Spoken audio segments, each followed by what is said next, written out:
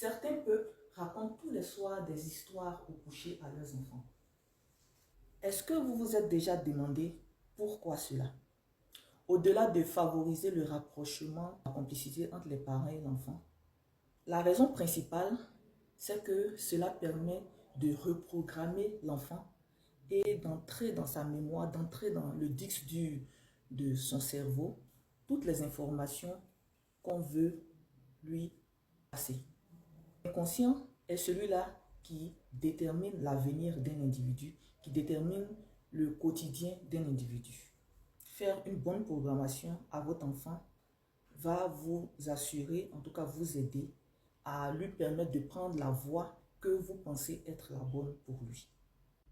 Pendant la journée, le cerveau de l'homme passe par différents états, différentes ondes de fonctionnement. Pour commencer, pendant la journée, pendant que vous réfléchissez, vous faites les activités, vous êtes en état bêta. Ensuite, quand vous décidez de vous reposer un peu, vous relaxer, vous passez en mode alpha. Quand vous commencez à vous endormir, que vous êtes entre le sommeil et l'éveil, c'est-à-dire que vous êtes là, vous êtes un peu inconscient. Des fois, quelqu'un peut être à vos côtés, il vous appelle ou il vous parle, vous n'entendez pas. Mais parfois aussi, vous entendez, mais vous n'avez plus tellement la force de bouger. C'est un état de méditation, c'est un état d'hypnose, état θ. C'est en ce moment-là que la programmation doit se faire. Et ensuite, on tombe en onde delta. En delta, vous êtes en sommeil profond. Raconter une histoire à l'enfant en allant le mettre au lit, c'est s'assurer que pendant qu'il sera en état θ, c'est-à-dire en état d'hypnose, au moment où son inconscient est ouvert, vous serez présent à côté de lui, en train de lui parler, en train de lui raconter une histoire. Et en ce moment-là, ce qui sortira de votre bouche, ce que son subconscient entendra, ce que ses oreilles entendront, même s'il est endormi, va se graver dans son cerveau. C'est ce que certaines traditions savent depuis longtemps. C'est pour ça qu'ils accompagnent leurs enfants au lit avec des histoires. Cela veut dire qu'il faut choisir l'histoire qu'on va lui raconter. Parce que si c'est une histoire qui fait peur, si c'est une histoire où l'enseignement ne nous convient pas, eh bien cet enseignement va se graver dans son cerveau. Mais nous savons tous aujourd'hui que nos activités ne nous permettent pas toujours de le faire, surtout quand nous avons plusieurs enfants. Alors, les spécialistes ont une autre astuce. Plutôt que d'être là pour lui raconter l'histoire, vous pouvez faire un enregistrement audio.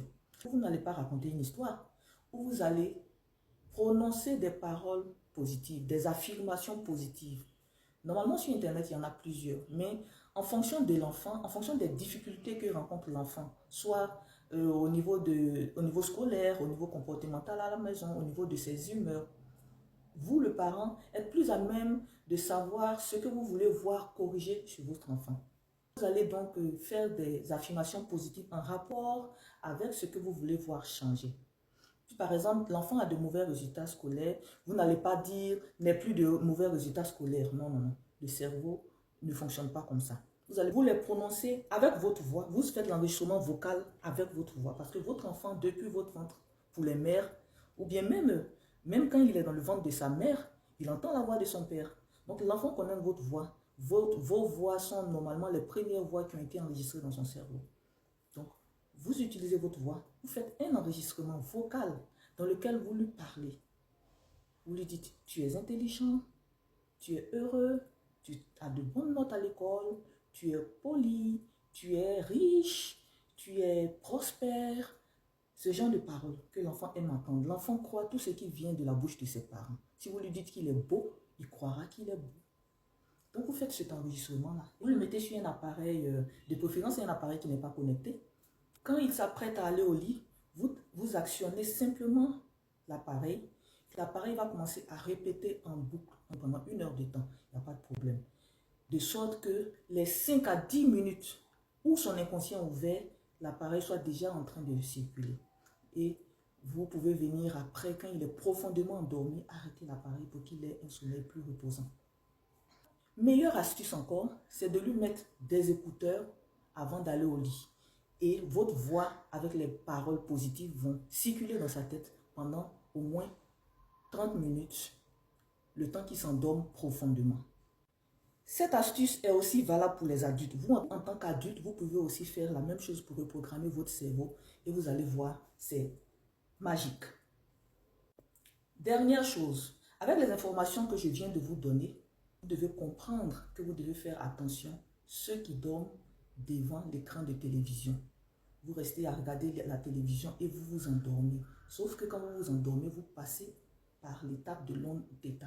Si pendant que vous êtes dans l'état θ, quelque chose de pas très commode passe à la télé, vous allez l'enregistrer. Je veux juste que vous en soyez conscient. Après, chacun est libre de faire ce qu'il veut une fois qu'il a eu la connaissance.